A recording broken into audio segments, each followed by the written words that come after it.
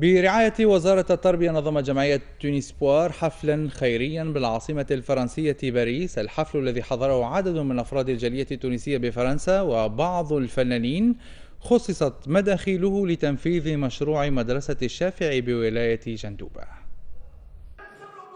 حفل الذي نظمته جمعية تونسبوار الخيرية برعاية وزارة التربية شهد هذا الحفل حضورا مكثفا من التونسيين ومن أصدقاء تونس. المداخيل موجهة لتمويل مشروع مدرسة منطقة الشافعي بولاية جندوبة. جمعية تونسبوار تتلهي كما في بالكم بالتعاود المدارس في الجهات البعيدة اللي ما عندهاش عندهم أكثر الحاجات ناقصين. عادة ما أقضي عطلة نهاية الأسبوع في تونس، هذه المرة فضلت البقاء هنا لمساندة هذه المبادرة، فالتنظيم جيد هنا ومن حق الجميع التعلم. فقرات متنوعة تخللت هذا الحفل من طرب تونسي، فكاهة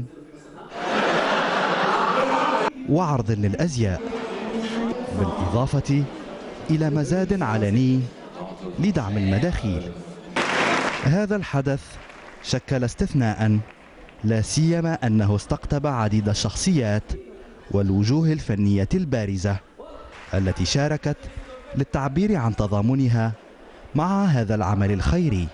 نقول لهذا مثل جالياتنا في أوروبا وفي جميع أنحاء العالم كي يبداوا معناتها متشوقين لبلادهم ويحبوا يعاونوا بلادهم، وخاصة في ميدان معناها التعليم. الأولاد الصغار هم المستقبل نتاع تونس ويلزمنا نعاونوهم باش يكون عندهم مناخ في الدراسة باهي. المكاتب اللي قاعدين يعاونوا فيهم منسيين توتالمون، معناها يعاونوا فيهم يجدوا في أقسام، يعاونوا في الوليدات الصغار باش يقراوا.